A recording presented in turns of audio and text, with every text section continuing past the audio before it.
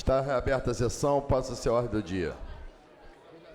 Redação final assim emendada para a Lei nº 23 de 2016, de autoria da deputada Tia Ju, que dispõe sobre a obrigatoriedade dos hospitais, clínicas e postos de saúde da rede pública e privada no âmbito do Estado do Rio de Janeiro divulgar informações sobre a pensão especial destinada às crianças com síndrome congênita do Zika vírus, nos termos da Lei Federal nº 13.985, de 7 de abril de 2020, e sobre licença maternidade de 180 dias. Em discussão, não havendo quem queira discutir, encerrada a discussão. Em votação, redação final assim emendada. Senhores que aprovam, permaneçam como estão. Aprovado, vai autógrafo.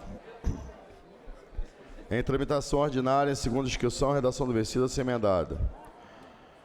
Projeto de lei número 1432-A, de 2023, de autoria dos deputados Guilherme Delaroli e Yuri Moura, que dispõe sobre a instalação de pontos de apoio para entregadores de empresas de aplicativos no âmbito do Estado do Rio de Janeiro.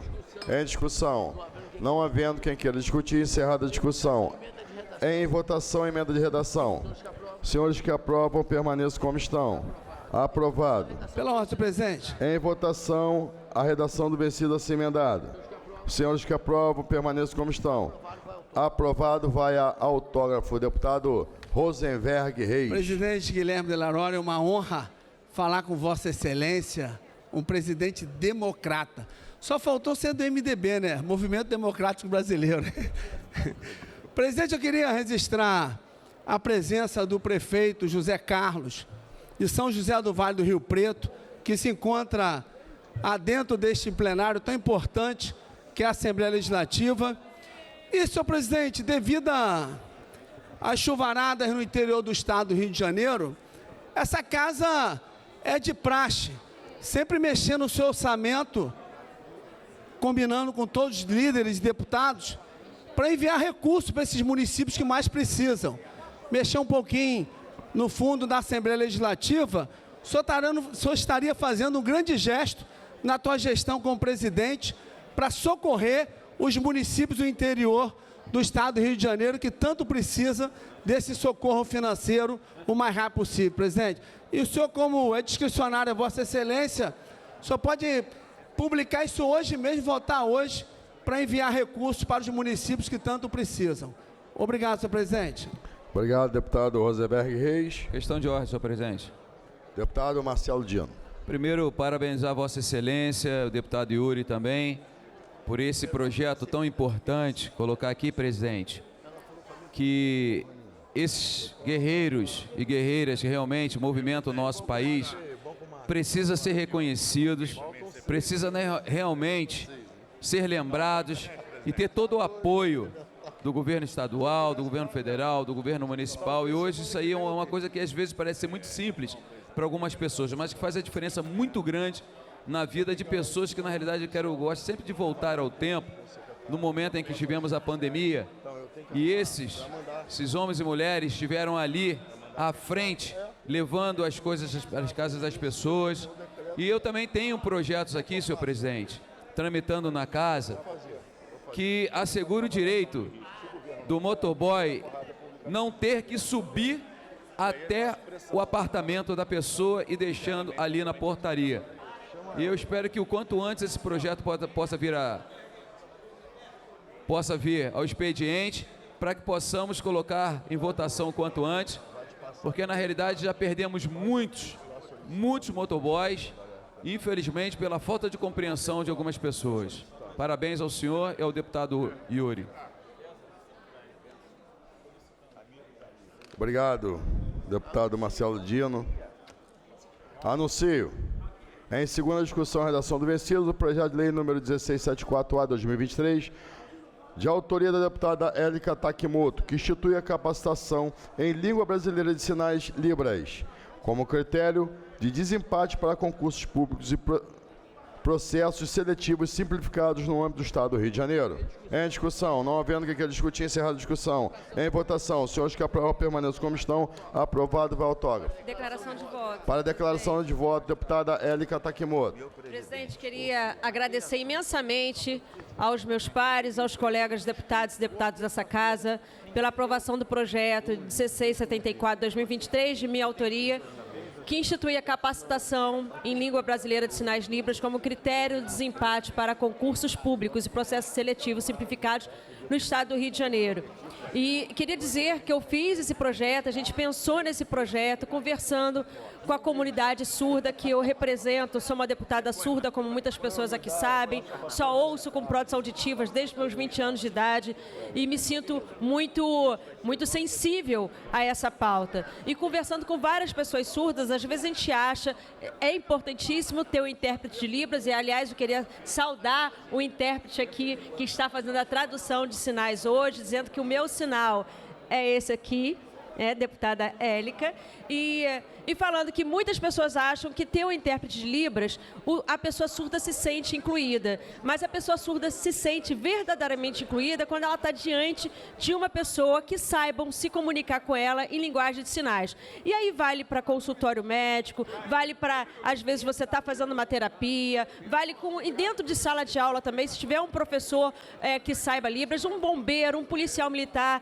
enfim. Então, eu coloco como critério de desempate, o projeto coloca para processos, para concursos que têm a ver com atendimento ao público. E aí, claro, né, se aparecer uma pessoa surda e a pessoa souber Libras, de fato a gente vai estar num estado muito mais, inclusive fico feliz que a LERJ aprovou um projeto como esse. Obrigada, presidente.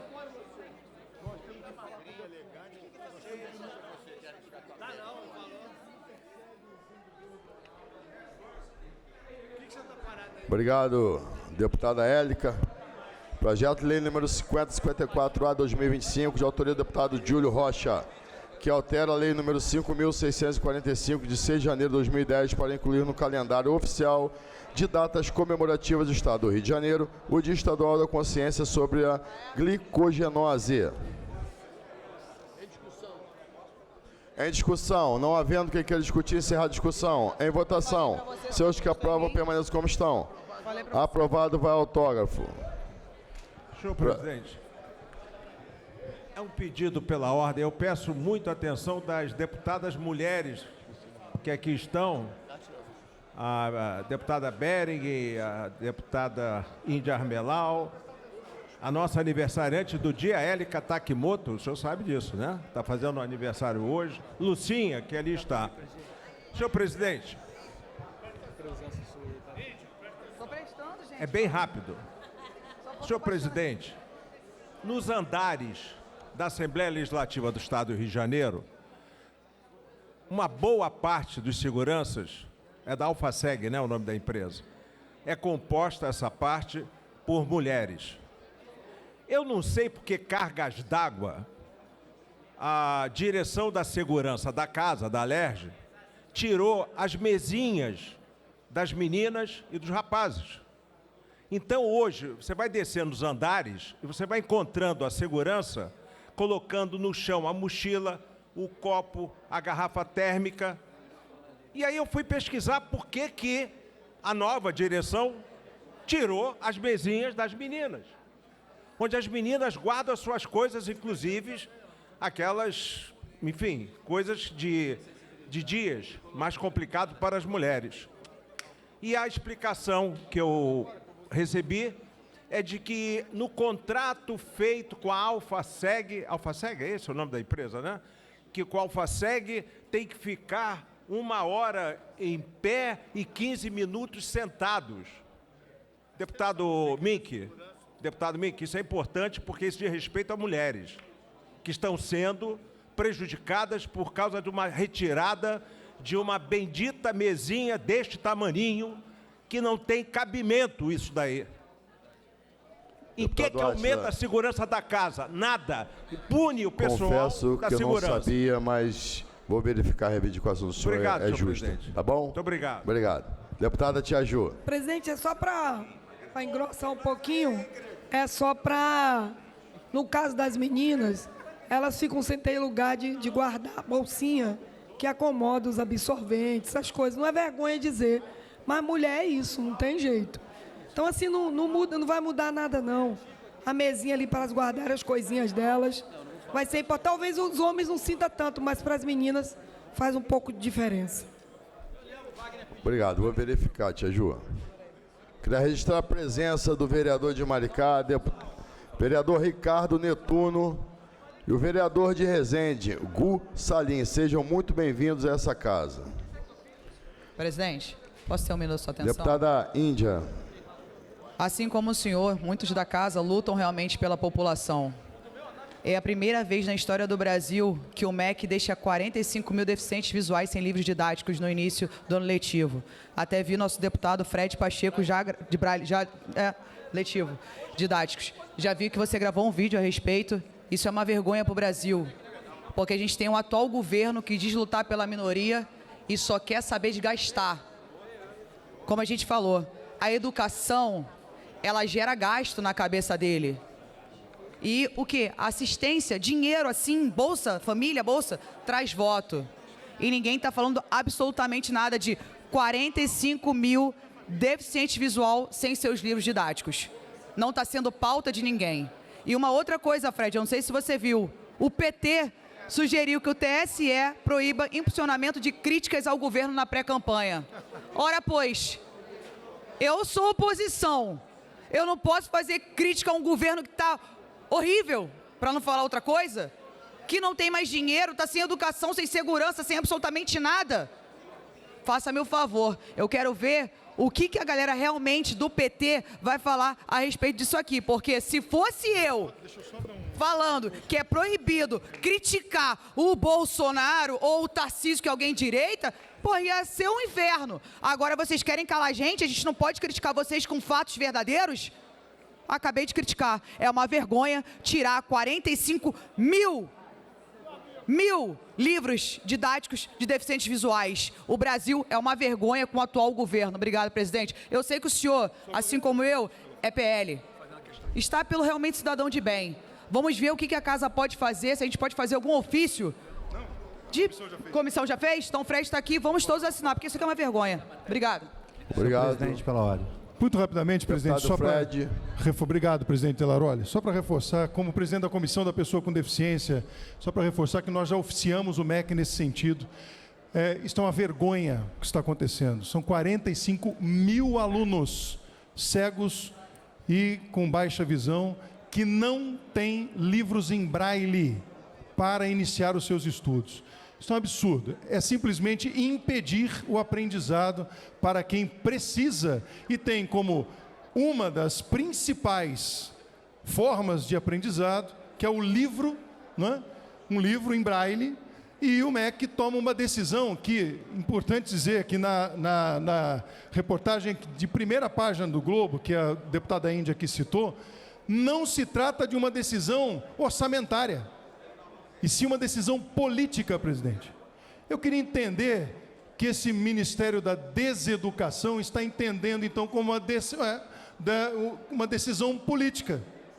Como é que pode deixar, se é um governo para todos, como é que pode deixar, então, 45 mil estudantes cegos e de baixa visão sem livros em braille?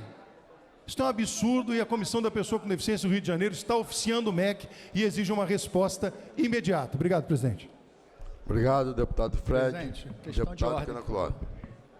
Presidente, no último dia 3, semana passada, início dos nossos trabalhos na LERJ, foi protocolizado um projeto de resolução de minha autoria que... Só pedir atenção nisso, presidente, por favor. Projeto de resolução de minha autoria que trata do incêndio do Shopping Tijuca, CPI do Shopping Tijuca. Logo em seguida, foi também protocolizado nessa casa a CPI do gás. A CPI do gás foi publicada em DO e a CPI do shopping não. Eu gostaria que, caso fosse possível, que a presidência explicasse qual foi o critério da publicação de uma e de outra. Essa é a primeira pergunta, se o senhor puder responder.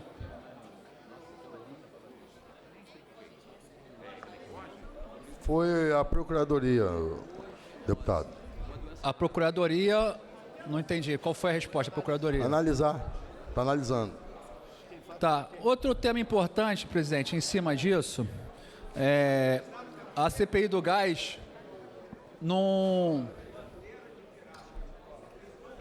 A CPI do gás foi publicada como resolução. A CPI do gás foi publicada como resolução.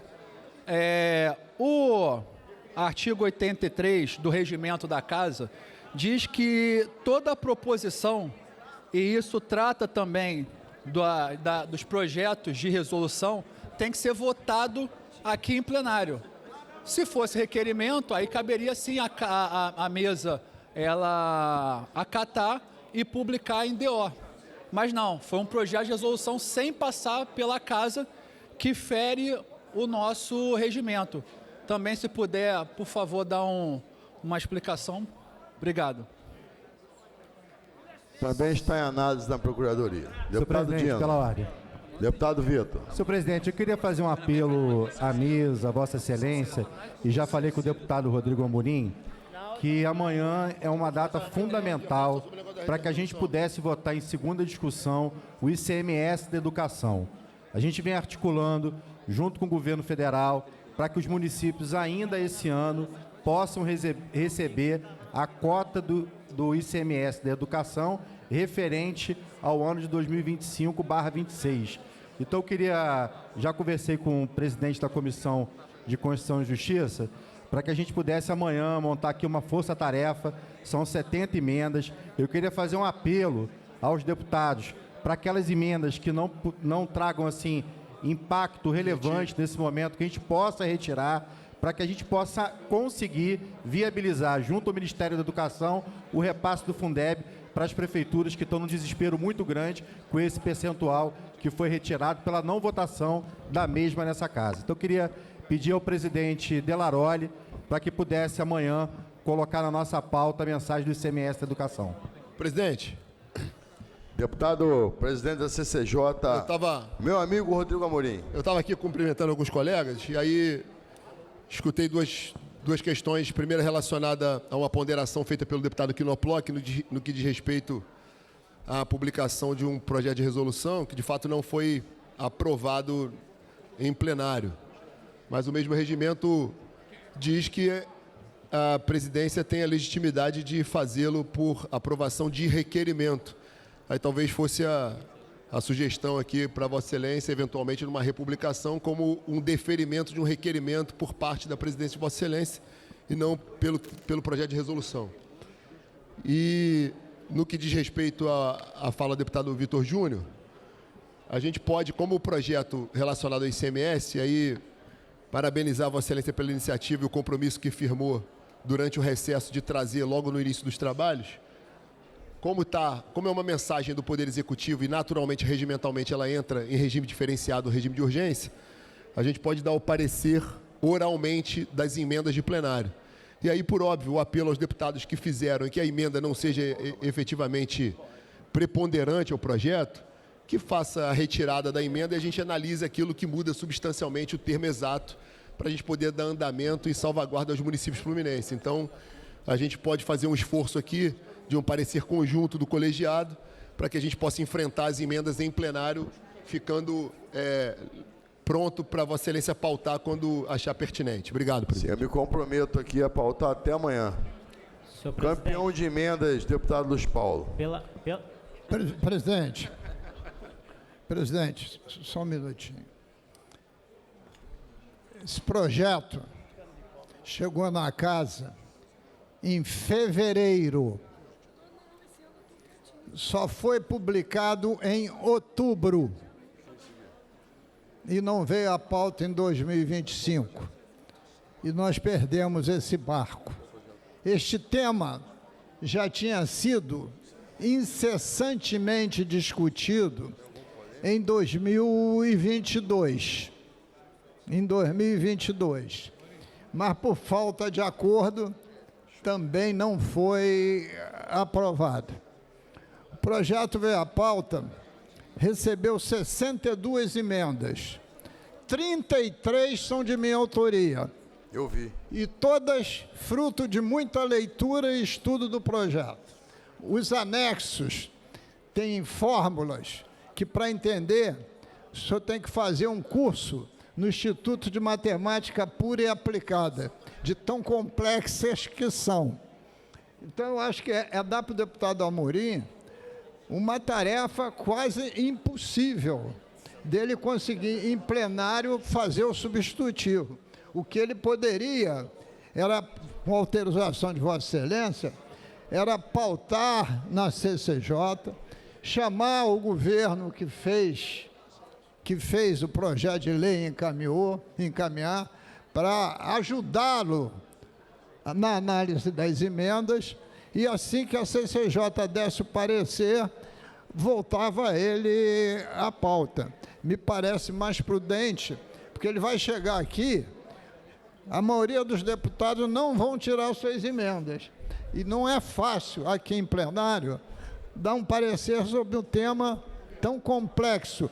Porque o texto, senhor presidente, é fácil, mas as fórmulas é que não são. Então, você quando vai mudar um parâmetro na fórmula, você vai mudar um parâmetro no texto. Então, eu acho um substitutivo muito difícil para fazer aqui em plenário. Estou dando só uma sugestão. Não é comum esse projeto. E ele ainda não sabe qual é a posição do governo sobre as 62 emendas que tem. A presidência acata a sugestão de Vossa Excelência e eu gostaria de ouvir o presidente do CCJ, Rodrigo Amorim. Presidente, de fato é uma matéria complexa, como toda matéria tributária. Agora, o meu objetivo aqui é dar a maior celeridade possível, até porque há um esforço do deputado Vitor Júnior, junto com outros deputados, de uma vez aprovado, diligenciar junto ao governo federal para a liberação, inclusive, do retroativo ou tentar minimizar eventuais prejuízos para os municípios fluminenses. Lembrando mais uma vez, que foi dito durante o plenário, não existe um culpado para esse processo porque não houve desídia. Se a gente considerar que houve desídia, não houve desídia da presidência da Assembleia naquele momento, e se tivermos que buscar um culpado, houve desídia em todas as bancadas, da esquerda, da direita. Então essa casa não está se furtando o debate, Vossa Excelência trouxe no primeiro momento, no primeiro instante, e foi um compromisso de Vossa Excelência durante o recesso. Estivemos aqui numa reunião no seu gabinete durante o recesso e Vossa Excelência cumpriu o compromisso. O objetivo é dar a maior celeridade possível. Por isso o apelo para aqueles que puderem retirar emendas, retirem. Caso contrário, em última análise, que vá o projeto no seu texto original, porque eu tenho convicção que os municípios serão contemplados. Ainda que vá no texto original, vai fazer cumprir o que necessita de uma aprovação legislativa para que os municípios recebam efetivamente. Se a gente tentar buscar uma lei ideal e contemporizando todos os desejos de todas as emendas dos deputados, a gente não vai chegar num consenso, pelo menos num tempo hábil. A tentativa aqui é um esforço. Então, obviamente, já tem um estudo, já tem uma análise sendo feita em cima das emendas. Agora, pode ser numa sessão da CCJ e pode ser numa sessão em plenário, caso a Vossa Excelência queira marcar tão logo. De qualquer forma, fica o compromisso. Amanhã a gente tem uma sessão da CCJ que vai discutir um tema importante, que é o projeto de lei do deputado Luiz Paulo. Agora, eu discuti, no ano passado, o deputado Chico Machado teve, como líder do governo à época, discutindo essa matéria junto com o deputado Luiz Paulo e outros. A gente já tem, os deputados que fizeram essa discussão já tem um pré-entendimento da matéria. Aqueles deputados tiveram recesso inteiro para absorverem o conteúdo da matéria. Fica o compromisso. Amanhã a gente tem uma sessão importante para discutir um projeto de lei do deputado Luiz Paulo, projeto de lei complementar do deputado Luiz Paulo, que a gente precisa enfrentar. E fica o compromisso firmado com Vossa Excelência, com todos os colegas, que na próxima sessão a gente da CCJ pauta esse projeto, já com substitutivo. E, se Vossa Excelência achar pertinente pautar num outro momento, a gente também está apto a dar o parecer em plenário. Mas fica a mensagem aqui para a população fluminense que a Assembleia está cumprindo seu papel de entregar e fazer aqui a justiça aos prefeitos, e o esforço do deputado Vitor Júnior de querer ter isso resolvido logo e diligenciar junto ao Ministério em Brasília para a gente liberar isso para os municípios. Obrigado. Senhor presidente. Deputado Vinícius Cozzolino. Senhor presidente, eu gostaria de parabenizar Vossa Excelência, que tem sido sábio na condução dessa casa, inclusive ordenando bem as prioridades publicação aqui das matérias legislativas e na elucidação das prioridades das CPIs que são propostas. Eu acredito que o Estado do Rio de Janeiro já tem as suas dificuldades econômicas. Nós que somos de cidades periféricas do interior, Vossa Excelência de Itaboraí, eu de Magé, sabemos o quanto as pessoas têm dificuldade de arrumar emprego. Então, eu acho um absurdo as pessoas quererem investigar shopping centers que estão empregando pessoas, aquecendo a nossa economia, e o Estado tem problemas gravíssimos para serem resolvidos. Então, nós temos que ir avante, resolver de fato o que vai melhorar a vida das pessoas e não ficar aqui resolvendo interesses outros. Essa casa precisa trabalhar de verdade e não ficar resolvendo picuinha. Vossa Excelência está de parabéns pelo critério adotado. Presidente. Presidente, pela ordem. Deputado Carlos Mink. Presidente, serei breve. Também parabenizando Vossa Excelência aqui pela condução e acompanhei também as questões levantadas pelo deputado Luiz Paulo, pelo deputado Amorim, pelo deputado Vitor Júnior, e eu acho que a solução é essa. Vamos tentar resolver logo, se resolver mais adiante, melhor. Os municípios é que não podem ser prejudicados. Presidente, olha, o meu assunto é muito curto e Vossa Excelência conhece.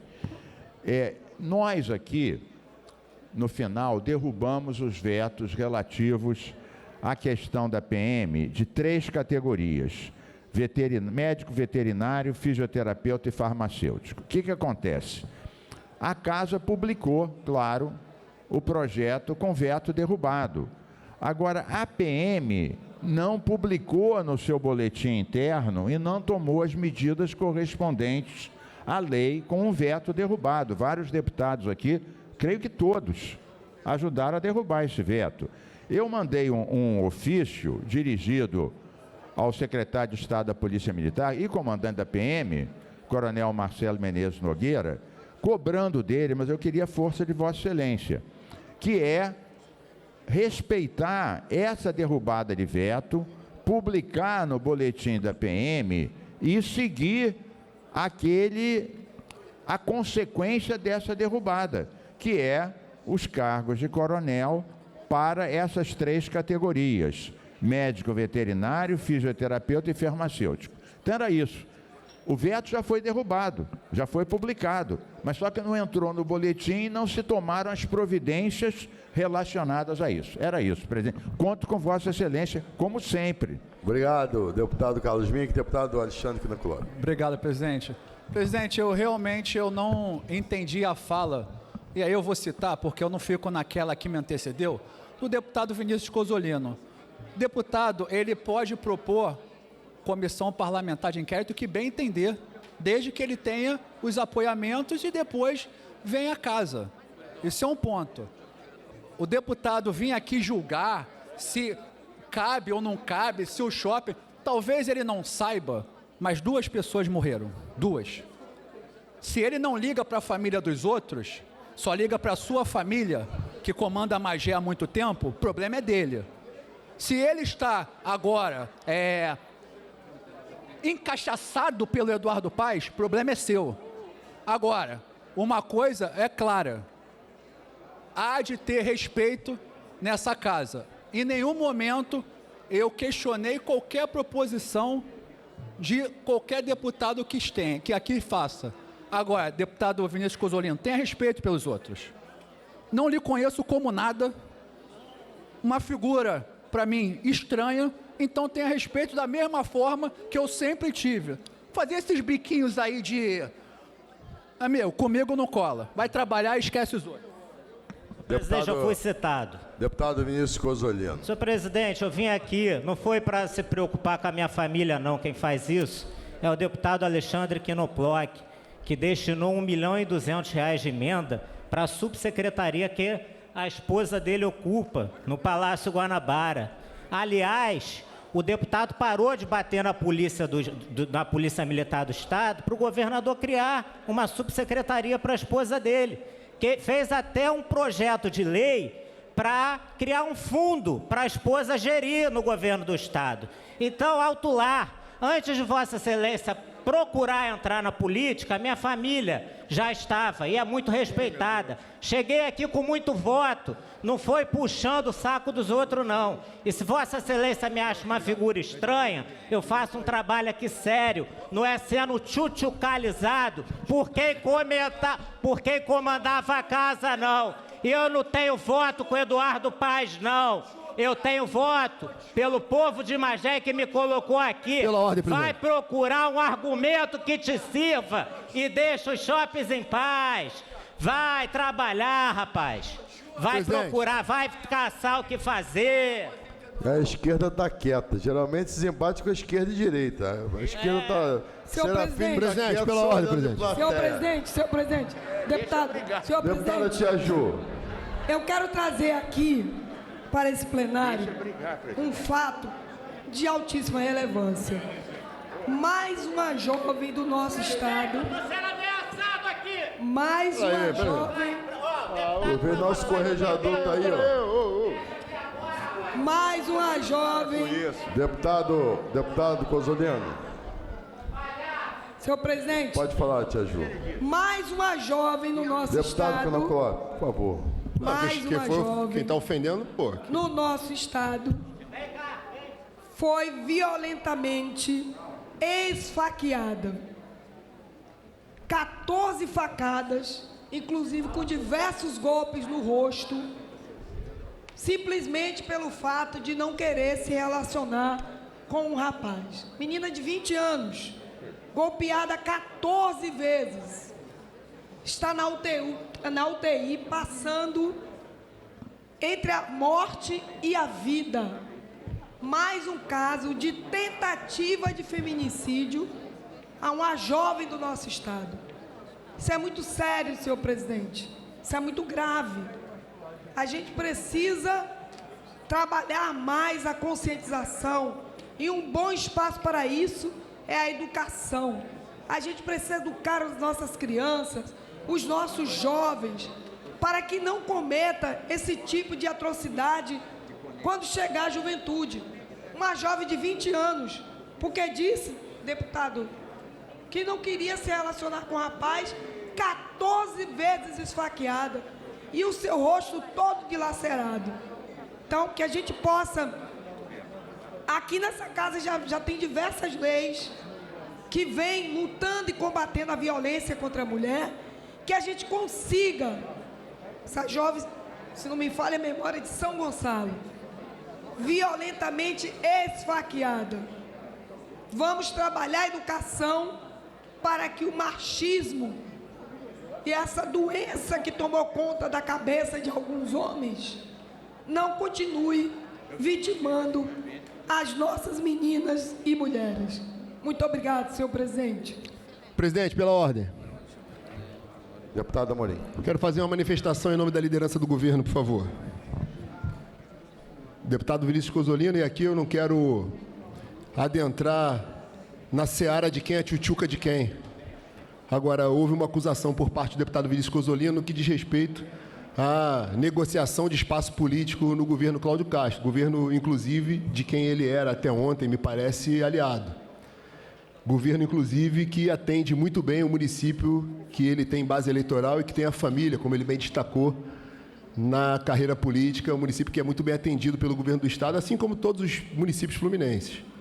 Então, quero refutar essa afirmação caluniosa do deputado Vinícius Cozolino, em nome do governo, no sentido que não houve, não há nenhum tipo de negociação ou barganha de venda de espaços políticos, e uma vez que seja a esposa do deputado Quinoploc, fica aqui uma certa dose de misoginia nessa casa, presidente. Aliás, não é de hoje que deputadas nessa casa, elas só são respeitadas, e mulheres são respeitadas no espaço político, porque são marido, esposa, são filha, tem alguma relação familiar ou sexual com quem está no poder. Então, a partir do momento que uma mulher que exerce uma função de poder no governo do Estado do Rio de Janeiro, seja de secretaria ou subsecretaria, me parece que é de livre escolha do chefe do Poder Executivo e com base na competência. Então, fazer uma acusação leviana nesse aspecto, independente da discussão política e do cenário político que se avizinha de quem é tchutchuca de quem, não me diz respeito. Agora, enquanto governo, não posso aceitar que um deputado, seja ele da base ou não, agora que me causa mais espanto e perplexidade é ser um deputado que se diz ser da base e que vem sendo atendido no seu município pelo governo do Estado, inclusive com uma inauguração marcada para daqui a algumas horas, fazer uma acusação que há venda de espaço político, algo que eu refuto veementemente e destaco a misoginia do deputado Vinícius Cozzolino de atacar uma mulher gestora nesse Estado por ser meramente esposa de um deputado ou de alguém que seja, não pelo seu mérito pessoal e de ser uma gestora competente, e se não for, que ele tome as medidas adequadas, que faça as representações adequadas, inclusive nessa casa, ou nos órgãos de controle aos quais ele achar conveniente. Obrigado, presidente. Senhor presidente. Obrigado, deputado Chico. Senhor presidente, eu queria aproveitar e também fazer um esclarecimento. Eu sei que não é o horário é no expediente inicial ou final, mas eu gostaria de fazer uma colocação aqui, porque na semana passada, o doutor Luiz Paulo estava falando aqui sobre o projeto de lei dele, sobre a questão da eleição indireta para a eleição de governador do Estado do Rio de Janeiro, que vem a ocorrer com uma possível renúncia do governador anunciada, inclusive pelo governador em exercício no dia 2 de fevereiro, o doutor Ricardo Couto, dizendo que o governador Cláudio Castro vai renunciar ao mandato no prazo hábil para que ele possa se candidatar numa pré-candidatura ao Senado. E doutor Luiz Paulo, eu tive acesso ao projeto de lei do doutor Luiz Paulo e, baseado naquilo que eu imaginei que tivesse ocorrido na cidade, no estado de Alagoas, eu imaginei que aquilo ali que o doutor Luiz Paulo tinha colocado no projeto era o que tinha sido retratado na eleição indireta em Alagoas. Eu, por via de trocando aqui, conversando, argumentando com o doutor Luiz Paulo, eu falei, doutor Luiz Paulo, eu concordo com o projeto do senhor, porque entendo que nós fomos eleitos de uma forma secreta e o presidente, o governador foi eleito, o presidente, o senador foram eleitos também de forma secreta. Já que é para a gente dar continuidade ao mandato, eu não vejo nenhum problema de ser secreta a eleição. Pensando eu que em Alagoas tinha sido uma votação secreta, como o projeto de doutor Luiz Paulo. Acabou a fala, estamos eu e o deputado Luiz Paulo aqui, e o doutor Luiz Paulo, não, Chico, em Alagoas o voto foi aberto. E aí ele me falou hoje aqui que na Bahia, anteriormente a Alagoas, também o voto foi aberto. Eu não sabia. E aí eu vi jornais noticiando que isso teria sido um absurdo que eu falei, e o doutor Luiz Paulo depois falou aqui também que a única coisa que não poderia, que no entender dele, do ministro Gilmar Mendes tinha decidido, era o prazo de desincompatibilização. Se é ou não é, presidente, eu não sei. E esse assunto, ele rendeu um monte de outras coisas, e eu quero dizer aqui, muito tranquilamente, eu tenho um carinho imenso pelos candidatos que eu ouço falar que estão colocados aí, o deputado Douglas Ruas, um secretário competente, o deputado Nicola Mittioni, que é da Casa Civil, que é um grande secretário, uma pessoa que sempre me tratou com muita educação, e o ex-presidente dessa casa, o André Siciliano, que eu tenho uma amizade pessoal e também, independentemente de questões políticas, que ele vote no presidente Lula e eu voto no presidente Bolsonaro, mas eu nunca confundi essas coisas, senhor presidente. Eu fui membro da mesa diretora do ex-presidente André Siciliano, fui quarto secretário e depois fui segundo vice-presidente. Então eu tenho uma boa relação com todos. Como eu também já fui nessa casa líder do governador Cláudio Castro.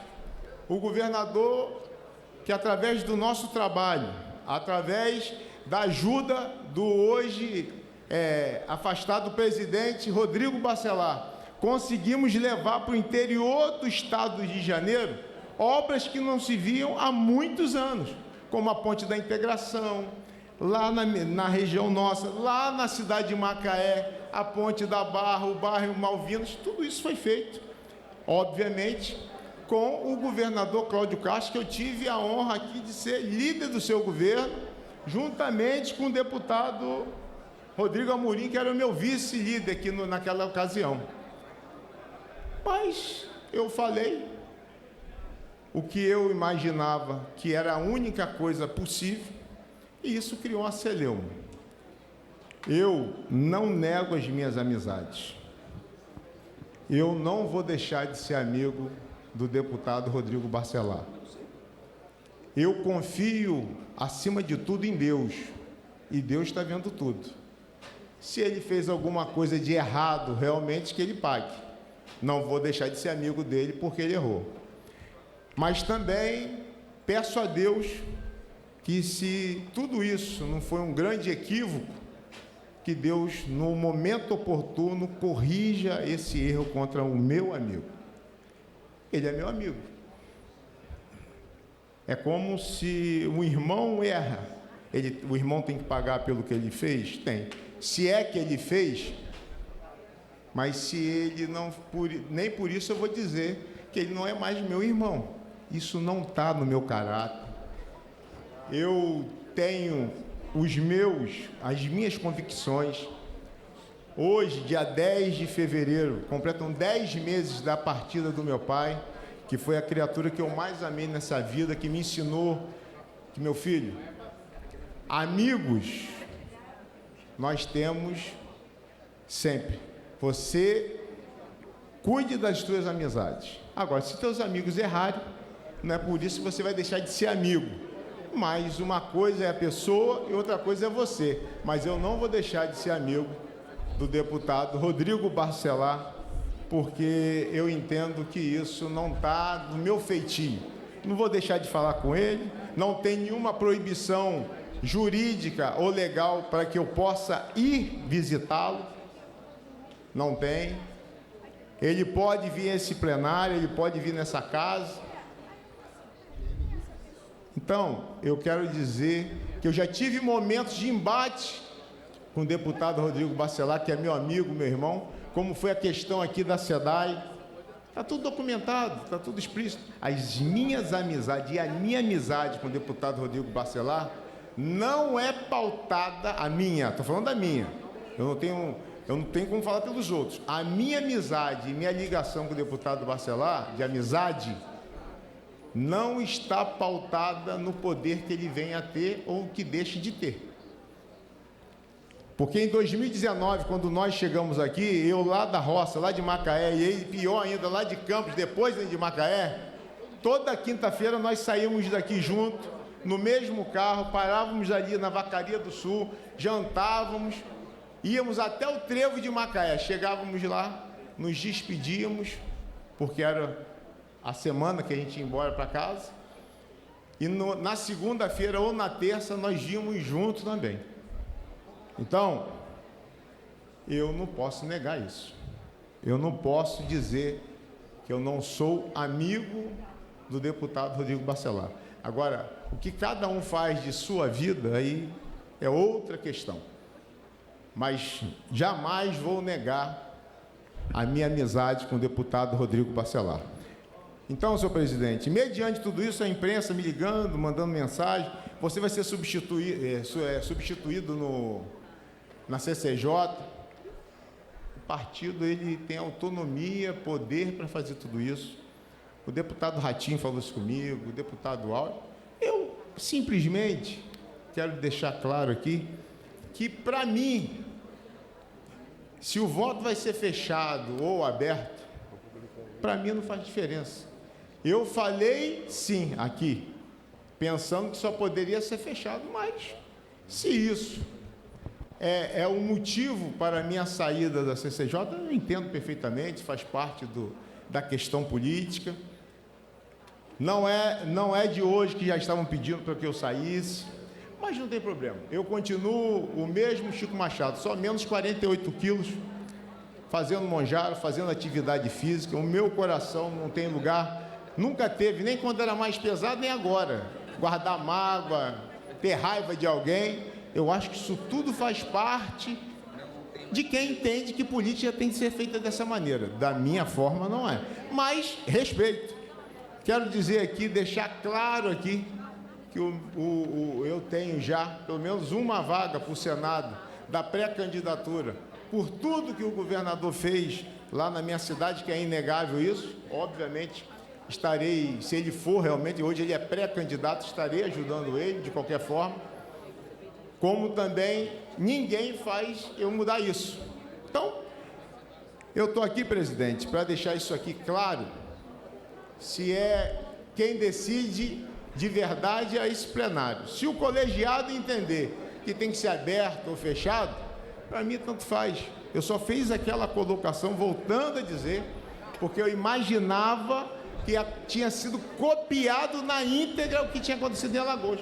Mas está aqui, eu queria agradecer ao senhor por essa oportunidade de estar falando aqui isso, agradecer aos deputados pela cordialidade em ouvir, e aqui fica meu esclarecimento para a imprensa, que eu falei sim, mas imaginando que aquilo era a base do projeto, do que aconteceu na votação de Alagoas, que hoje que eu sabia, fiquei sabendo que da Bahia também tinha ocorrido a mesma coisa.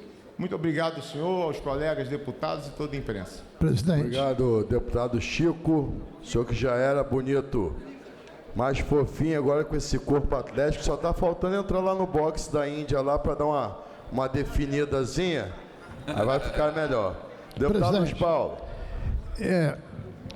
Eu estou pedindo uso da palavra para confirmar na íntegra o depoimento do deputado Chico Machado. Estava eu fazendo minha oratória sobre o PLC de minha autoria, que normatiza as eleições indiretas. Projeto apresentado em junho de 2025, não foi agora, em junho de 2025. E dizia que tinham dois assuntos polêmicos. Um era o prazo de desincompatibilização, que eu coloquei ali, que tinha que seguir o artigo 14 da Constituição Federal e seus parágrafos, e que o parágrafo 9º mandava aquela oportunidade da Constituição de 88 ter uma lei complementar regulamentadora, que teve. Foi a lei complementar 64 de 90, que diz que o prazo de desincompatibilização é 180 dias. Isso eu não tenho dúvida nenhuma, nem na leitura da DPF 969, que é do Estado das Alagoas, nem na ADI 1057 do Estado da Bahia. É a minha compreensão. Outros juristas têm direito a outras compreensões. Explicava isso. Mas dizia também que sobre a transparência da votação, voto aberto ou fechado, eu tinha colocado o voto fechado, porque na DPF 969, essa questão em si não foi apreciada e votada. Mas o ministro Gilmar Mendes colocou, e está lá escrito claramente, que o voto poderia ser aberto ou fechado. E sustenta até por que pode ser fechado. E aí, naquele momento, em junho, eu optei por esse caminho. E isso que eu discursei aqui. Mas disse eu, hoje, o meu voto é aberto. Eu mesmo vou mudar o meu projeto. Por quê? Porque ao ler a ADI 1057 da Bahia, lá sim, relator ministro Dias Toffoli, foi votado e firmou a jurisprudência que o voto era aberto. Aí eu expliquei isso aqui embaixo ao Chico Machado, e ele claramente entendeu. Porque quando a gente contraria uma ADI ou uma DPF, se alguém faz a reclamação no Supremo, pode melar a eleição. Então, ele o fez exatamente no sentido esclarecedor. Ele não firmou voto nenhum, porque o projeto nem apreciado na CCJ estava. Então, eu preciso dizer isso, eu não entro nas discussões de outros partidos que não me pertencem, mas para clareza, né, de quem está aqui no plenário, tem direito de exercer a sua opinião, e se tem dúvida, discute. E na discussão se clareia o assunto. E queria dizer, já que o Chico Machado falou claramente em amizade, que nós na vida temos dezenas de amigos. Cada um tem o seu CPF. E cada um é responsável por o que faz. Não quer dizer que com isso a amizade acabe. O Chico Machado, eu me considero amigo dele, apesar da recíproca não ser verdadeira. Senhor presidente, questão de ordem. Deputado Marcelo Gil. Primeiro, parabenizar o deputado Júlio Rocha por esse projeto tão importante, né, que bota no calendário oficial datas comemorativas, o Dia Estadual de Conscientização sobre a Glicogenose. E eu falo isso, senhor presidente, porque eu sou um pai atípico. E a glicogenose é uma doença rara, e eu tenho um filho que tem uma doença rara.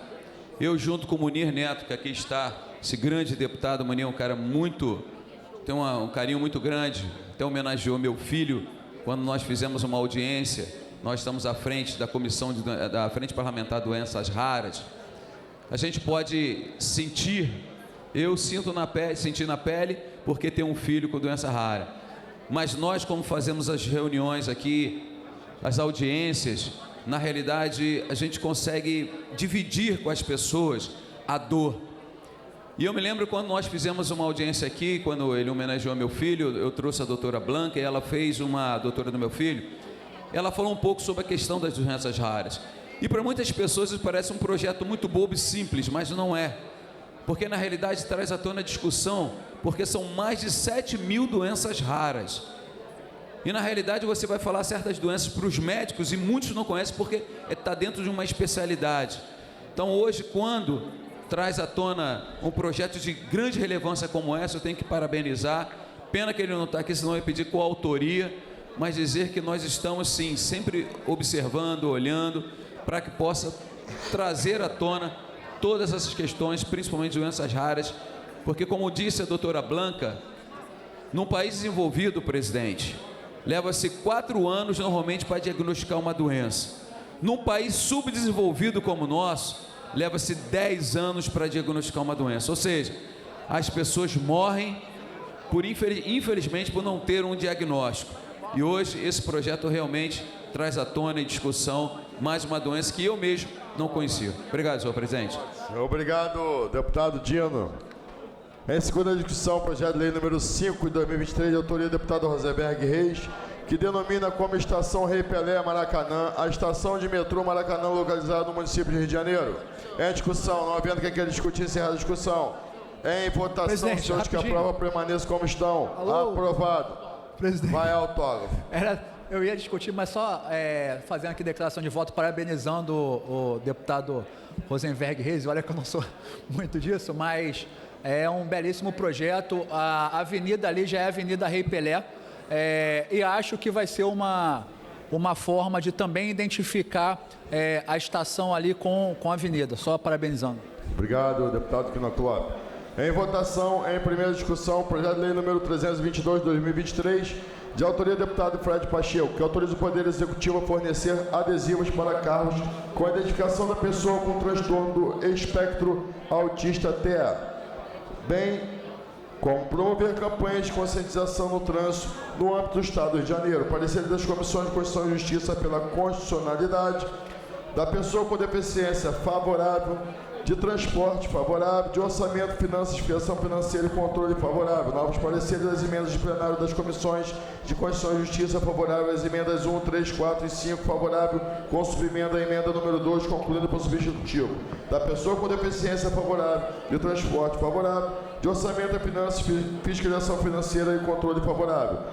Relatores, deputados Rodrigo Amorim, Júlio Rocha, Dionísio Lins, doutor Serginho, Rodrigo Amorim, Munir Neto, Dionísio Lins e Renata Miranda. Em votação, o substitutivo da CCJ, as emendas de plenário. Os senhores que aprovam permaneçam como estão. Aprovada a redação do vencido para a segunda discussão. Deputado Fred Pacheco. Presidente, muito obrigado. Apenas uma rápida declaração de voto, agradecendo aqui a todos os deputados por essa votação. E, de fato, é um projeto de lei que autoriza o Poder Executivo a fornecer adesivos para carros com a identificação da pessoa com transtorno do espectro autista e também promover campanhas de conscientização. Por que isso, presidente? É muito comum identificar que a situação de trânsito, os momentos em trânsito, são momentos de muito estresse.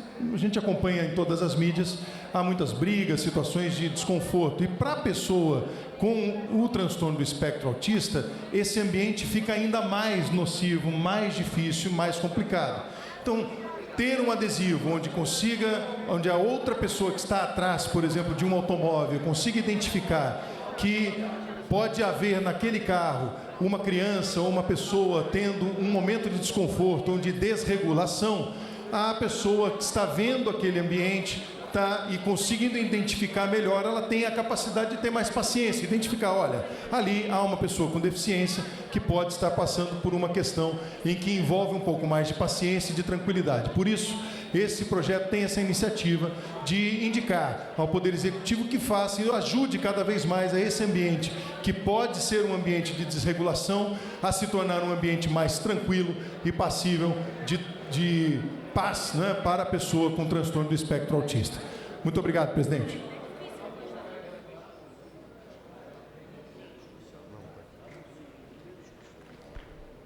Anuncio, em primeira discussão, deputado Átila Nunes de novo, hein? Só dá deputado Átila Nunes. Projeto de lei número 2968/2017, de autoria do deputado Átila Nunes, que dispõe sobre a autorização de uso de veículos apreendidos e não identificados pelas Forças de Segurança Públicas do Estado do Rio de Janeiro, pareceres das comissões de Constituição e Justiça pela Constitucionalidade, Transporte favorável, de Segurança Pública e Assuntos de Polícia favorável, de Orçamento, Finanças, Fiscalização Financeira e Controle favorável. Relatores, deputado Paulo Melo, Marcelo Simão, Paulo Ramos e Márcio Canela. Em discussão, não havendo quem queira discutir, encerrada a discussão. A presente proposta recebeu 18 emendas e retorna às comissões técnicas. Projeto de lei número 5.189/2021, de autoria do deputado Rodrigo Amorim, que obriga as concessionárias de serviço público de energia elétrica a disponibilizarem em seu sítio eletrônico todos os comprovantes dos valores pagos sob a rúbrica do termo de ocorrência da irregularidade TOI, no Estado do Rio de Janeiro, parecer das Comissões de Constituição e Justiça pela Constitucionalidade, Defesa do Consumidor favorável, de Economia, Indústria e Comércio favorável, de Orçamento, Finanças, Fiscalização Financeira e Controle favorável. Relatores, deputados Vinícius Cozolino, Tiago Rangel, Felipe Soares e Luiz Paulo. Em discussão, não havendo quem queira discutir, encerrada a discussão. Em votação, os senhores que aprovam pela discussão, aprovado em primeira e retorna em segunda.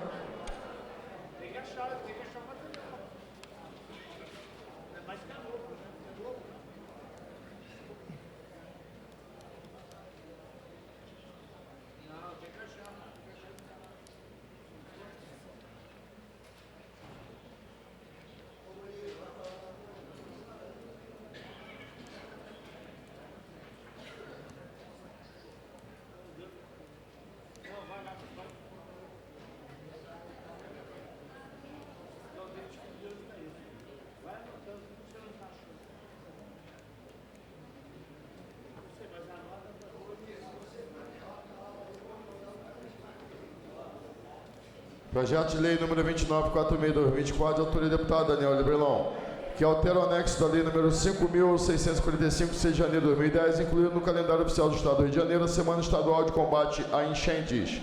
Parecer das comissões de Comissão de Justiça pela Juridicidade com emenda de defesa do meio ambiente favorável, com emenda da Comissão de Constituição e Justiça e de Assuntos Municipais e Desenvolvimento Regional favorável, com emenda da Comissão de Constituição e Justiça. Relatores, deputadas Érica Takimoto, deputado André Correia e deputado Dr. Pedro Ricardo.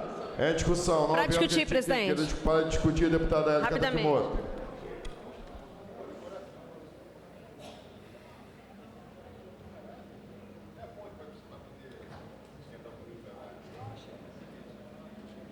Senhor presidente, novos colegas deputados e deputadas, todos que nos assistem pela TVR, primeiramente, eu gostaria de já manifestar uma prova favorável ao projeto de lei número 2946 de 2024, da autoria do deputado Daniel Vilamon, que inclui no calendário oficial do Estado do Rio de Janeiro a Semana Estadual do Combate às Enchentes. Iniciativa que eu parabenizo pelo caráter didático sobre um tema tão urgente e necessário. E tema este que eu preciso falar aqui, presidente e demais colegas, o governador Cláudio Castro tem negligenciado. Precisamos parar de fingir que as tragédias provocadas pelas chuvas são fatalidades inevitáveis. O que está acontecendo no nosso estado é um resultado direto da crise climática que, sim, que intensifica esses eventos extremos, mas também consequência de uma imprudência de um governo que sabe os riscos, e eu vou falar sobre isso, conhece os diagnósticos técnicos e ainda assim escolhe cortar investimentos justamente na prevenção. O meu mandato vem levantando desde o princípio dados gravíssimos. Ao analisarmos o projeto de lei orçamentária anual de 2025, lá em 2024, nós identificamos que os investimentos em contenção de encostas e mitigação de riscos em habitação de interesse social despencaram de 184 milhões na LOA de 2024 para cerca de 75 milhões na LOA de 2025. Uma redução próxima, veja bem, nobres colegas, de 60%. Propusemos uma emenda para recompor 200 milhões, um valor compatível com a necessidade real do Estado, conforme estudamos, mas o governo só aceitou a metade na ocasião. E no ano seguinte, a situação piorou ainda mais. O orçamento previsto caiu novamente de 75 milhões para 36 milhões na LOA de 2026. Então, se a gente somar o período de 2024 a 2026, nós estamos falando de uma redução superior a 80%. Isso não é um ajuste fiscal responsável, minha gente. Isso é um abandono deliberado de uma política de prevenção de desastres. E quando esse parlamento, inclusive o meu mandato, tentou novamente reforçar recursos para uma prevenção, a proposta foi rejeitada pela Comissão de Orçamento com a promessa de que haveria uma compensação via fundo específico. E quando finalmente surgiu essa alternativa, o governador simplesmente vetou essa emenda. Vetou investimentos em segurança climática, vetou proteção às populações vulneráveis, vetou um planejamento sério. A negligência não para por aí. Na revisão do plano plurianual de 2024 a 2027, o governo propôs zerar os recursos para a contenção de encostas nos anos 2026 e 2027 e reduzir drasticamente as metas físicas de 92 intervenções previstas para apenas 16 em todo o estado. Isso acontece mesmo com o próprio governo tendo produzido, estudos técnicos extensos sobre vulnerabilidades climáticas em dezenas de municípios, estudos que apontam a necessidade de investimentos robustos e contínuos. Ou seja, não há desconhecimento algum sobre o problema. Há uma decisão política de ignorar o problema. Enquanto isso, o que nós vemos nas notícias, a população sente os efeitos concretos dessa irresponsabilidade. Chuvas recentes voltaram a provocar caos na capital, na Baixada, na região metropolitana e no interior. com alagamentos severos, sirenes acionadas, famílias desalojadas e até pessoas sofrendo choque elétrico, como vimos em Copacabana. O Tribunal de Contas do Estado já registrou pelo menos 662 ocorrências de desastres naturais entre 2020 e 2024, afetando milhões de pessoas e gerando prejuízos bilionários. Isso exige planejamento, investimento, prioridade política e não marketing e cálculo eleitoral. Então, por isso, mais uma vez, eu parabenizo o deputado pelo projeto que foi construído, vale também pontuar, né, a partir do Parlamento Juvenil, que o nobre deputado, né, tem muita atuação. Então, o meu voto aqui, reafirmo o meu voto favorável com essas informações que eu trouxe, que eu acho extremamente pertinentes deixar aqui registrada. Vamos sim, né, a partir desse projeto, ter uma semana de conscientização sobre o combate às enchentes, mas esse combate só pode ser feito, vale afirmar e reafirmar, se houver orçamento, né, para essa urgência, para essa pauta. Era isso que eu queria colocar. Obrigada, presidente. Não havendo mais quem queira discutir, encerrar a discussão. Em votação, a emenda da CCJ. Senhores que aprovam, permaneçam como estão. Aprovado. Em votação, o projeto assim emendado. Os senhores que aprovam, permaneçam como estão. Aprovado. Vai a redação do vencido para a segunda discussão. Em discussão única, indicação legislativa número 530 de 2025, de autoria do deputado delegado Carlos Augusto, que solicita ao excelentíssimo senhor governador o envio de mensagem para dispor sobre o pagamento do auxílio alimentação aos servidores da Polícia Civil do Estado do Rio de Janeiro durante o período de férias, licenças e afastamentos legalmente autorizados e dá outras providências. Parecer da Comissão de Constituição e Justiça, favorável. Relator, deputado Chico Machado. Em discussão, não havendo quem queira discutir, encerrada a discussão, em votação, os senhores que aprovam, permanecem como estão. Aprovado. Vai à publicação. Incluído na ordem do dia, de acordo com o artigo 3º, o parágrafo 3º do artigo 47 do Regimento Interno, em tramitação ordinária, em votação em primeira discussão. Projeto de lei número 5864 de 2025, de autoria dos deputados Vinícius Cozolino, Chico Machado, Lilian Bering, Jari Oliveira, Dionísio Lins, Célia Jordão, Índia Armelau, Renan Jordi, Franciane Mota e Munir Neto, que cria o Banco de Perfis Genético do Estado do Rio de Janeiro e dispõe sobre a sua integração à rede integrada de bancos de perfis genéticos nos termos da Lei Federal 12.654, de 28 de maio de 2012, e do Decreto Federal número 7.950, de 12 de março de 2013. Parecer das Comissões de Constituição e Justiça pela constitucionalidade com emendas, concluindo por substitutivo de Segurança Pública e Assuntos de Polícia, favorável. Com o substitutivo da Comissão de Constituição e Justiça, de Ciência e Tecnologia, da Comissão de Constituição e Justiça, de Ciência e Tecnologia, favorável, e de Orçamento, Finanças, Fiscalização Financeira e Controle, favorável, com o substitutivo da Comissão da Constituição e Justiça. Relatores, deputado Luiz Paulo, Élica Takimoto e Luiz Paulo. Pendente parecer das Comissões da Constituição e Justiça, de Segurança Pública e Assuntos de Polícia, de Ciência e Tecnologia, de Orçamento, Finanças, Fiscalização Financeira e Controle, às emendas de plenário. Para emitir parecer pela Constituição e Justiça, deputado Rodrigo Amorim. Senhor presidente, Vossa Excelência fica muito bem nessa cadeira, presidente. O parecer da CCJ é favorável com subemendas, emendas número 2, 4, 5, 8, 16 e 17, favorável com subemenda aglutinativa as emendas número 1 e 7, pela prejudicabilidade da emenda 9, contrário às demais emendas, concluindo por substitutivo, pedindo forma final de redação. Muito obrigado. Para emitir parecer pela Constituição de Segurança Pública e Assuntos de Polícia. Deputado... Cadê? Márcio Gualberto.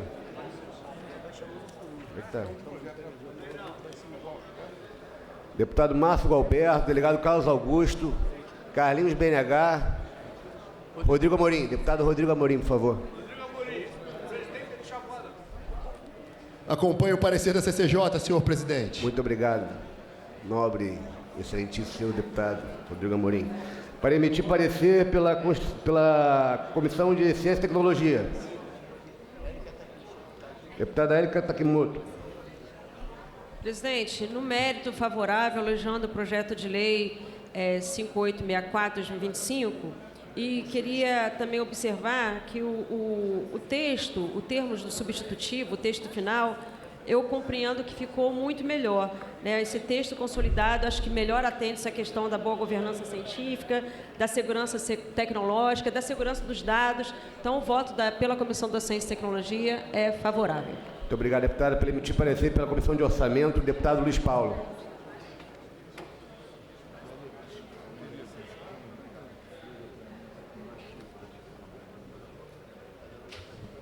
Senhor presidente, já tivemos oportunidade de discutir esse projeto da melhor qualidade do deputado Vinícius Cozzolino e o meu voto é favorável, senhor presidente. Obrigado, deputado Luiz Paulo. Com os pareceres emitidos, em votação, o parecer da Comissão de Constituição e Justiça às emendas do plenário. Os senhores que aprovam permaneçam como estão. Aprovado. A redação do versículo para a segunda discussão. Deputado Vinícius.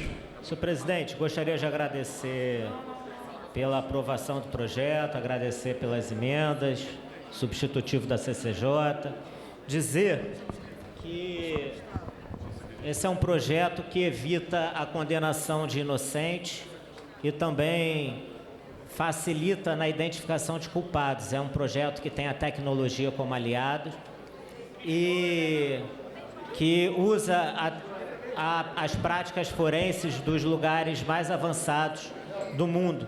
Gera tempo para podermos acharmos pessoas desaparecidas, identificarmos estrupadores, enfim.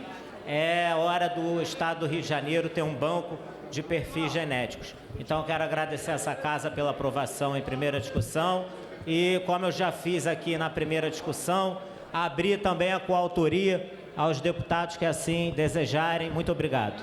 Presidente. Deputado Carlos Mink. Eu queria primeiro dizer que votei favorável, belíssimo projeto, e já que o deputado Cozzolino, Vinícius Cozzolino, mais uma vez, generosamente abriu a coautoria, eu queria também solicitar a minha inclusão nessa coautoria. Presidente. Anotado aqui, eu também gostaria de solicitar a minha inclusão na autoria do projeto. Presidente, deputado Josemar. Deputado Caiado também só pediu. Para registrar a abstenção da bancada do PSOL. Abstenção da bancada do PSOL.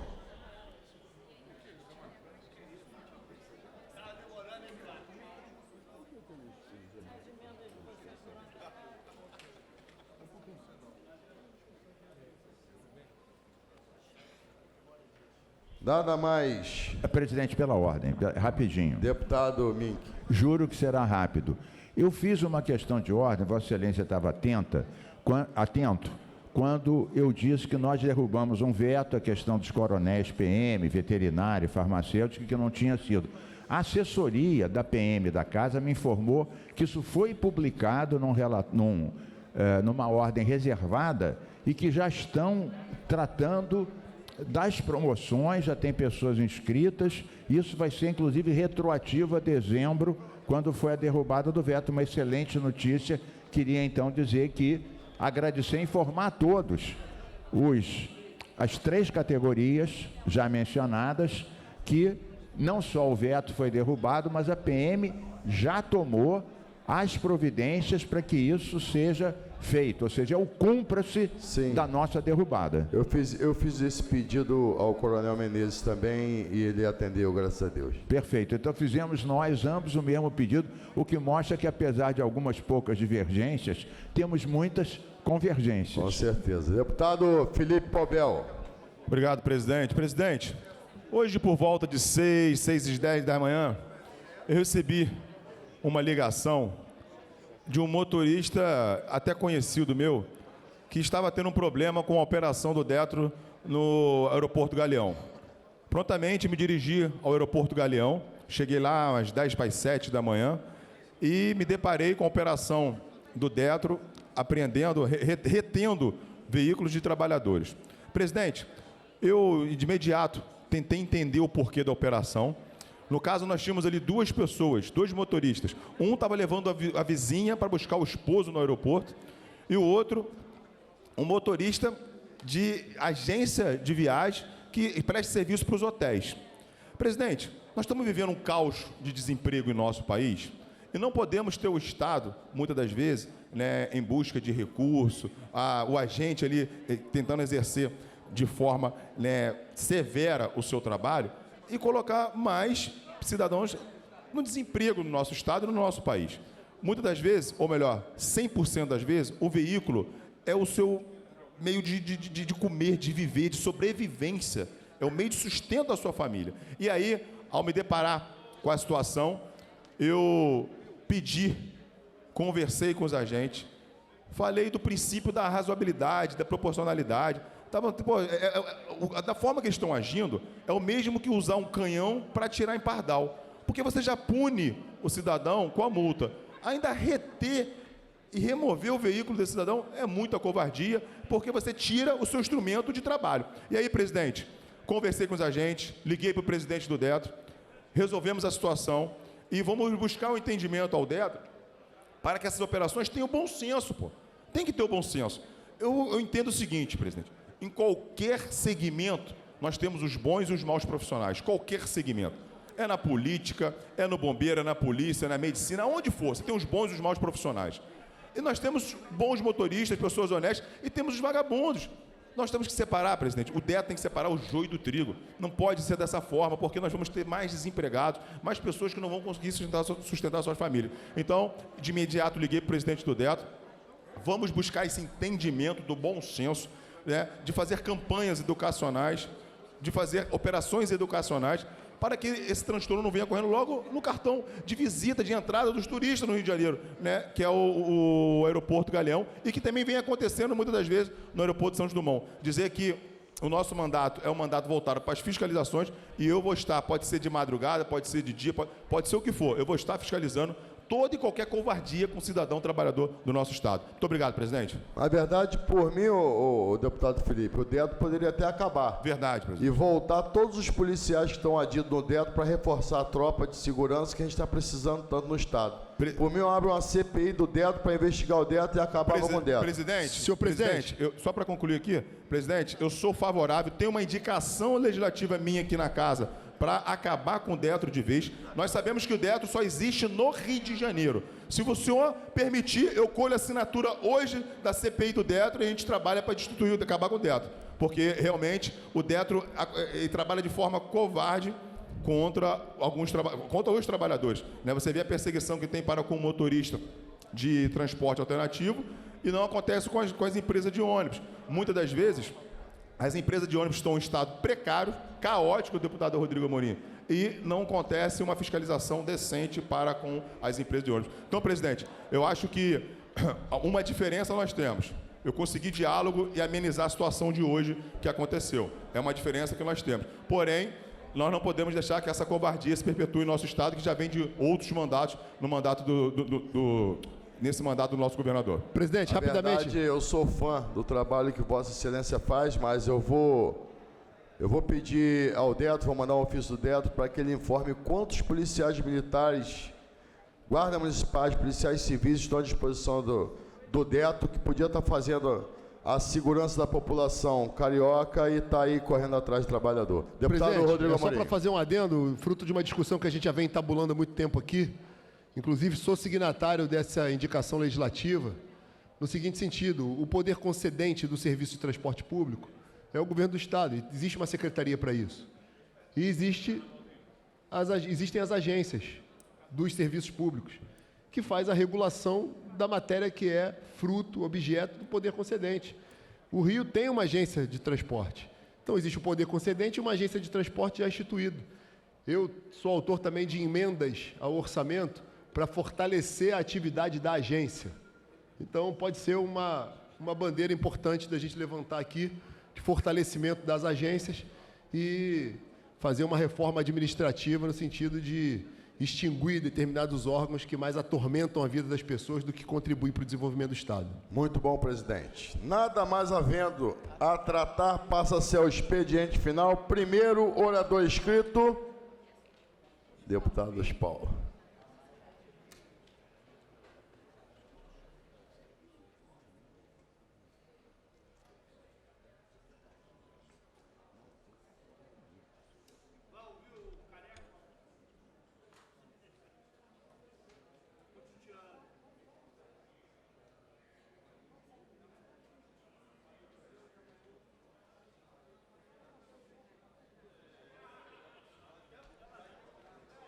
Senhor presidente, deputado Delarore, passando agora a presidência ao vice-reinado de Nova Iguaçu,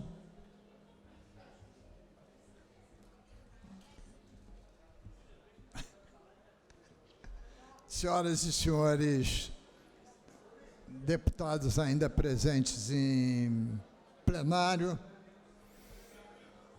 senhoras e senhores telespectadores da TV Alerj, senhora intérprete da língua de Libras, que leva a nossa voz aos deficientes auditivos. Vou voltar ao tema do projeto de lei complementar que regulamenta as eleições indiretas no estado do Rio de Janeiro. Deputada Lucinha, há previsão na Constituição do Estado do Rio de Janeiro que, quando deixamos de ter governador e vice por renúncia, morte ou qualquer outro fato, a eleição, se isso ocorre nos 2 últimos anos do governo, a eleição é indireta. Caso o governador e o vice sejam cassados nos últimos 2 anos, a eleição é direta. Então, nesse caso, nós não temos mais vice-governador. Se o governador Cláudio Castro renunciar, por via de consequência, não temos mais governador e vice, temos que ter eleição indireta. E quem é que vota na eleição indireta? Os 70 deputados dessa casa. Então tem que ter regra para quem que quiser ser candidato se inscrever, que documentação tem que apresentar, os prazos de desincompatibilização, se o voto vai ser fechado ou aberto, se a eleição vai ser em 1 turno ou 2 turnos, tudo isso tem que ser regulamentado. Em 2025, precisamente em junho, essa possibilidade surgiu na linha do horizonte, porque o vice-governador renunciou. E já na época, o governador cogitava ser candidato ao Senado. E o prazo de desincompatibilização para o governador ser candidato ao Senado é 180 dias. Isto é, acaba em 4 de abril desse ano. Então, apresentei em junho de 2025. Eu não posso mais falar porque não tem mais presidente. Temos presidente novamente. O vice-rei de Nova Iguaçu voltou. Bom, mas continuando. Esse prenúncio já ocorria em 2025, volto a repetir, com a renúncia do senhor Tiago Pampolha, que se elegeu conselheiro do Tribunal de Contas por esta casa, e o governador já tinha a ideia de ser candidato a governador. Achei de bom alvitre fazer um PLC para que tivéssemos tempo suficiente para discutir, emendar, concordar, discordar, como é hábito nesse parlamento ou em qualquer outro parlamento brasileiro. Bom, mas não teve prioridade, não foi a pauta. E quando o fiz, me respaldei na ADPF, Ação Direta de Preceito Fundamental 969 do Supremo Tribunal Federal, que foi em relação a uma eleição indireta no estado das Alagoas. E lá houve uma ação uma DPF para determinado ponto da legislação. O Supremo claramente decidiu, com todas as letras, que era de competência dos estados regulamentar a eleição indireta quando houvesse a ausência por renúncia, não por cassação eleitoral, do governador e do vice. Então, ponto pacífico.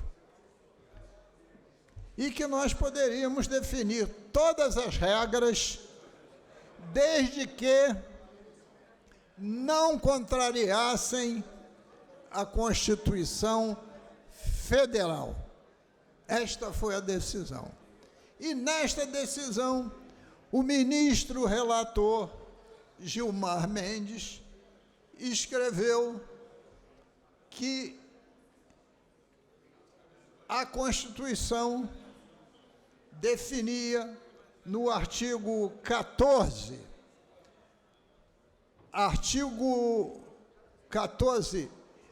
parágrafos de 1 a 9, as regras tanto de candidaturas quanto de incompatibilizações e desincompatibilizações.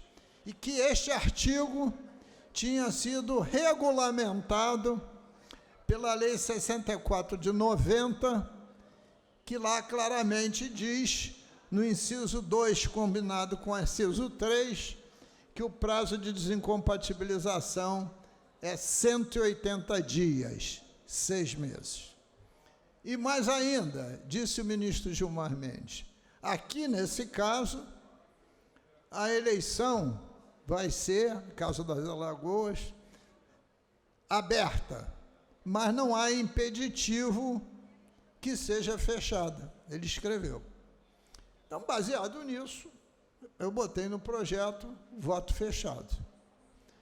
Mais tarde, eu fui ler, depois de apresentar o projeto, uma ação direta de inconstitucionalidade 1047 do Estado da Bahia, que o relator foi o ministro Dias Toffoli, que confirma tudo que eu já falei aqui, que tem que, sob o ponto de vista da desincompatibilização, seguir o preceito do artigo 14, combinado com a lei complementar que regulamentou o parágrafo 9º, mas afirma que a Constituição exige do parlamento transparência, e aí firma o conceito da eleição aberta. E esse tópico foi votado. Ora, tudo o que eu não quero é uma contestação de uma lei que a gente faça no Supremo que possa vir a anular uma eleição. Então, eu falei aqui que amanhã, na reunião da Comissão de Constituição e Justiça, está lá na pauta o item 22, de relatoria do deputado Rodrigo Amorim, não conheço o voto dele, vou conhecer, mas que eu reafirmaria o conceito da desincompatibilização dos 180 dias, e eu mesmo proporia uma emenda ao meu projeto para que a eleição seja por voto aberto. Estou deixando isso bem claro, porque muitos não leram o projeto, nem tampouco a justificativa, né? E aí fica difícil a discussão. Por isso que é importante que esses projetos mais complexos sejam votados na CCJ, porque há uma reflexão maior, há um aprofundamento maior. Parecer em plenário é sempre muito tumultuado, muito rápido, não se dá o aprofundamento devido, não de quem faz o voto, aprofundamento devido daqueles que estão, muitas vezes, dispersos na sua atenção, porque aqui se fala de muitos temas, às vezes, simultaneamente. É a natureza do próprio parlamento. Então, eu queria trazer esse esclarecimento, essa questão, porque, evidentemente, esse é um tema prioritário para a casa. E eu, particularmente, não gosto do que vai ocorrer esse ano. Não gosto. O Estado com rombo de 19 bilhões de reais. Não é pouca coisa. Vamos ter 3 meses, janeiro, fevereiro e março, de gestão do governador Cláudio Castro. Em março ele sai, tem pelo menos, no mínimo, 30 dias de gestão do presidente do Tribunal de Justiça, que o substitui. Aí, depois de 30 dias, faz a eleição. Entra um novo governador com um mandato tampão, que governa, aí já saiu, passou abril, de maio em diante. Quando chegar no fim de outubro, já teremos outro governador eleito, que já inibe o que fazer deste, que inibe o que este, que está no mandato tampão, pode fazer. Pô, num momento que o Estado tem um rombo de 19 bilhões, 3 governadores, sem continuidade das equipes, em ano eleitoral, quando o desejo é gastar e não economizar, olha, eu que cuido acentuadamente da solvência do Estado, de querer um Estado forte, capacitado, qualificado, com concurso público, institucionalizado, para produzir políticas públicas de qualidade para a população. A única coisa que vem na minha lembrança é o que vivemos aqui em 2016.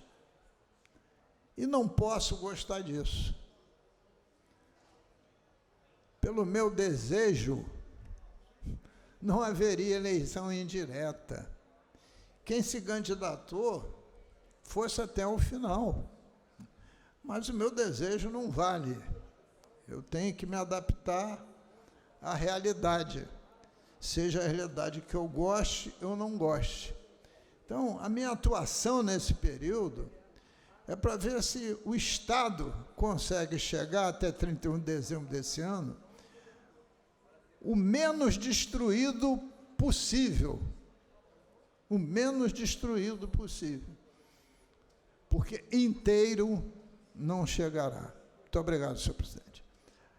Eu reclamei, eu falei que estava o vice-reinado de Nova Iguaçu, mas agora está aí o vice-reinado de São Gonçalo. Obrigado, presidente.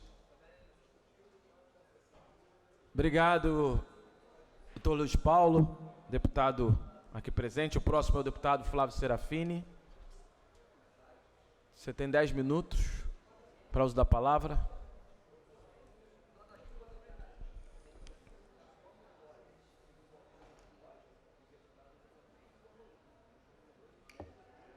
Davi?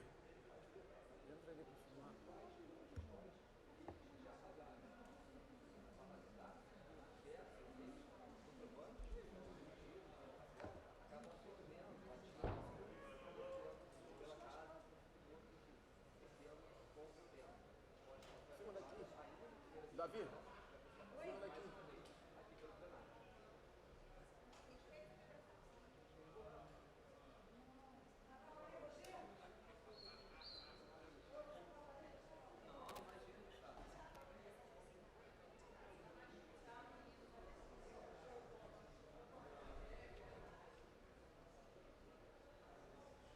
Boa tarde, senhor presidente. Boa tarde, deputados e deputados.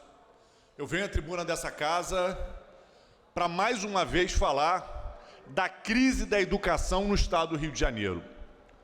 Acho que todos estão acompanhando as denúncias que a gente tem feito sobre como a Secretaria de Educação burlou a lei de licitações, manipulou a política de descentralização orçamentária, coagindo diretores e diretoras a escolher empresas indicadas pela Secretaria de Educação para fazer obras milionárias que nos últimos 2 anos, somadas, alcançaram e ultrapassaram a cifra de R$1 bilhão em obras irregulares, em obras de péssima qualidade, em obras que não entregaram aquilo que foi contratado para as nossas escolas e para a rede estadual. É um absurdo essa política que a Secretaria de Educação fez com a cumplicidade, com o silêncio, com a negligência do governador Cláudio Castro. É muito importante que o governador Cláudio Castro se posicione, porque ele agora deu para fugir das polêmicas. Botou R$1 bilhão no Banco Master e quando vai prender o presidente do Rio Previdência, que operacionalizou a política arquitetada dentro do Palácio, Cláudio Castro vai para o exterior. Quando a Secretaria de Educação burla a lei de licitações, Cláudio Castro silencia e vai para o exterior.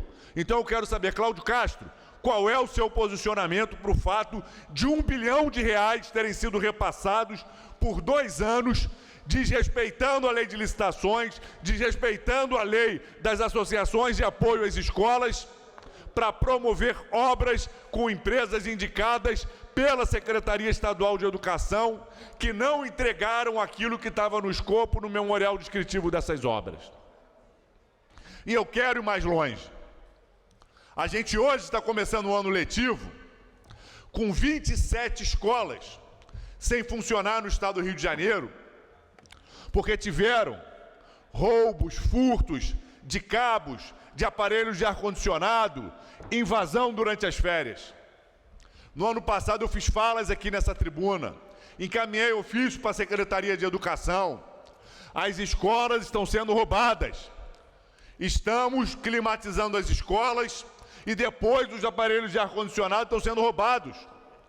As escolas estão tendo obras na parte elétrica e depois os fios estão sendo roubados. A Secretaria de Educação se omitiu, não colocou sequer um sistema de alarme. Um sistema de alarme numa escola não custa R$500 por mês. Não custa R$500 por mês. Uma obra elétrica numa escola, dessas que a SEDUC tem feito, custam R$1,5 milhão. É só fazer a conta. Mas a SEDUC deixou. E agora nós temos 27 escolas sem condições de funcionar. E aí eu incluo o CIEP Ayrton Senna, ali na Rocinha, que eu visitei, que teve um incêndio recentemente, aguardando uma obra na parte elétrica há anos. Cito o Colégio Lário Ribeiro, no município de Niterói, que a nossa equipe está visitando. Cito o Colégio Estadual São Jorge, em Duque de Caxias, cuja comunidade escolar está desesperada, querendo respostas, querendo rapidez, querendo garantir para os estudantes o direito de estudar, o direito de frequentar a escola. Só que a crise não acaba aí. Tem uma crise na educação inclusiva.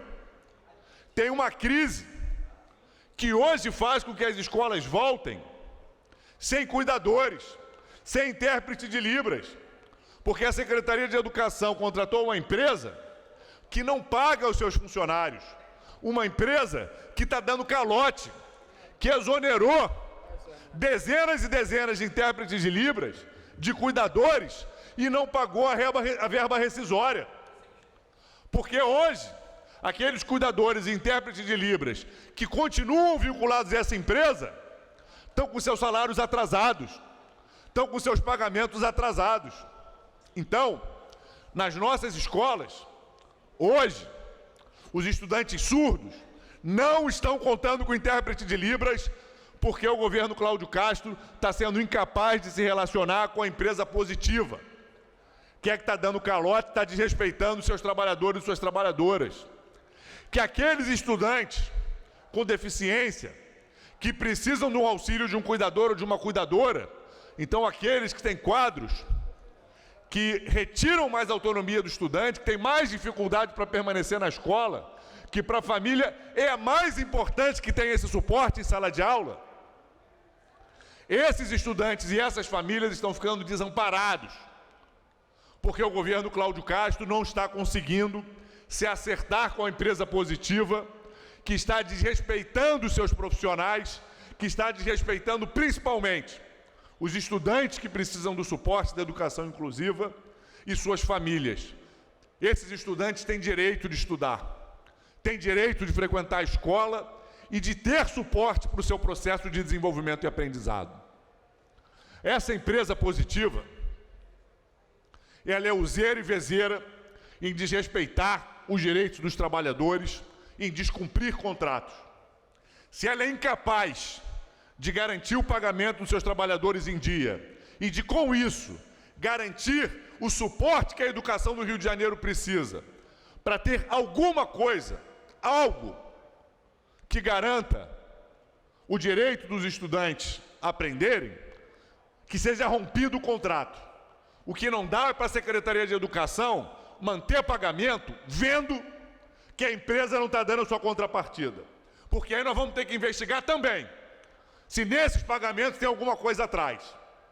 Porque o que a gente não aceita é que estudante com deficiência fique sem aula e que trabalhador que tem direitos fique sem ter seus direitos respeitados, porque uma empresa está fazendo todo tipo de ação menos respeitar aqueles que precisam dela, os estudantes e os trabalhadores que trabalharam e têm direito de receber seus salários e suas verbas rescisórias.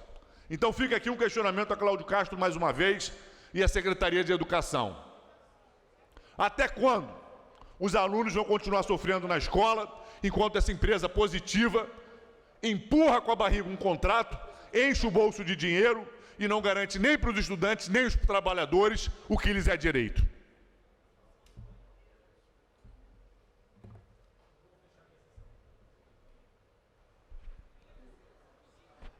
Obrigado, deputado Flávio Serafini.